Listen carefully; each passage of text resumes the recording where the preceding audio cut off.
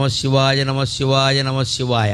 రాత్రి పడుకున్నా సరే నిద్ర పట్టకపోతే నమశివాయ. లేచి మొహం కడుక్కుంటూ ఉంటే నమశివాయ. అన్నం తింటుంటే నమశివాయ. ఎవరన్నా కనపడితే పలకరింపు కూడా నమశివాయ. మీరు ఫోన్ ఎత్తి మాట్లాడవలసి వస్తే నమశివాయ.